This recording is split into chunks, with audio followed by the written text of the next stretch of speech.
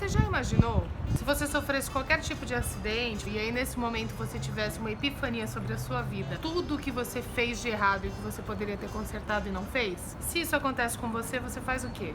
Essa é a história que eu vou falar hoje. Jaime é um senhor solitário, beirando os 70 e poucos anos aí, mas ao mesmo tempo ele não gosta de sair na rua, ele não gosta de viver, ele não gosta de acordar e aplaudir o sol quando ele sai. Uma vez ele sai de casa para receber a aposentadoria dele, quando o inesperado acontece e infelizmente ele é assaltado por alguns moleques ali. E ele tenta reagir por ser um homem forte, só que acaba se dando mal. E ele bate a cabeça, fica inconsciente por um período e perde a memória. A pessoa que salva Jaime nesse momento nada mais é do que um morador de rua, um mendigo. E ele toma um susto quando acorda e se toca que está sendo amparado por um mendigo, que na visão dele é um monstro, porque é uma pessoa com os cabelos desgrenhados, um odor muito forte, sai correndo, sem saber quem ele é, sem saber o que ele fez, sem saber onde ele está. E aí ele tá numa condição muito desfavorável, uma vez que ele tá com as roupas todas sujas, o cabelo dele tá todo desgrenhado, todo cheio de sangue, não sei o que, ele parece realmente um morador de rua. E quando ele entra no ônibus e tenta receber ajuda das pessoas, ele recebe repressão o tempo inteiro. Quando ele começa a perceber um pouco a gravidade da situação dele, ele encontra um morador de rua muito parecido com o que salvou ele. E aí ele vai e agradecer o cara por ele ter ajudado ele e pedir desculpa pela forma como ele reagiu. O cara não entende porra nenhuma, porque não era o cara, mas tenta ajudar o Jaime da melhor maneira possível, levando ele até uma base da polícia para explicar a situação. Ele quer mostrar pro policial que apesar dele ser um morador de rua, ele é uma pessoa de princípio, de valores, e ele tem o orgulho dele, o orgulho próprio. E ele não está indo pedir dinheiro, ele está indo ajudar um pobre senhor. Na verdade, eles fazem uma volta pelo centro de São Paulo e o Jaime começa a olhar alguns prédios e a reviver alguns momentos e ver algumas situações que estão ocorrendo ali ao redor dele que começam a trazer algumas memórias muito antigas de volta para ele. Então, memórias de quando ele era criança, memórias de quando ele começou a namorar a mulher que ele acabou se casando, algumas lembranças que fizeram com que ele revisse as cenas da vida dele e percebesse o quanto ele tinha sido cuzão,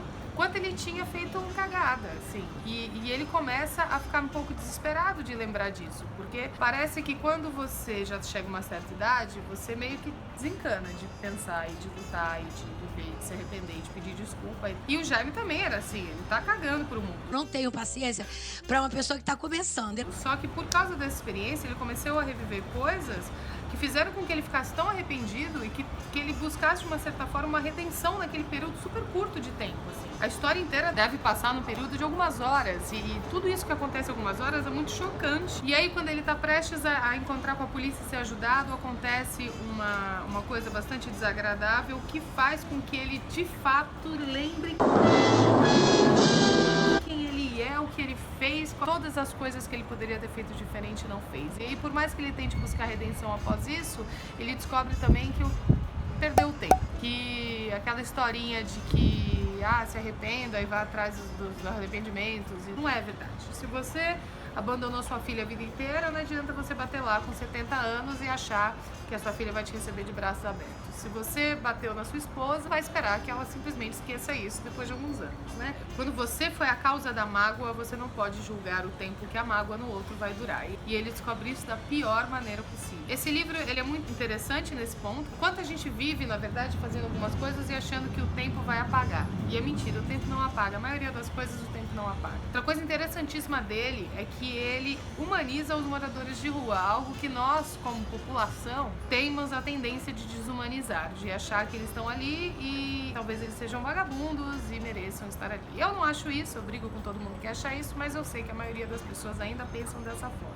Então o livro mostra que eles apenas gostariam de serem respeitados como pessoas. Então isso dá uma lição um pouco de moral aí pra todo mundo. Eu achei isso muito interessante. Outra coisa que eu achei muito válida, e aí eu só descobri isso no final, e a dica que eu tô dando pra vocês, o roteiro originalmente era pra ser uma história em quadrinho. Então quando você tem consciência disso, você começa a ter outros olhos em relação a essa narrativa. E aí as coisas começam a fazer muito mais sentido. Eu comprei do Eduardo Lages mesmo, do próprio autor do livro. Ele tava na Paulista um dia, ele tem uma barraquinha que ele fica de vez em quando lá. A pergunta é, você já leu um livro hoje? Chama atenção, você vai lá e vai perguntar o que é. E ele apresenta o livro dele. Eu achei muito legal, assim, eu achei muito único, sabe? Aquelas coisas de... É único, é exclusivo.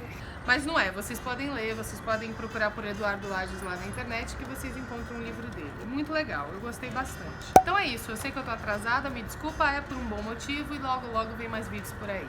Tchau!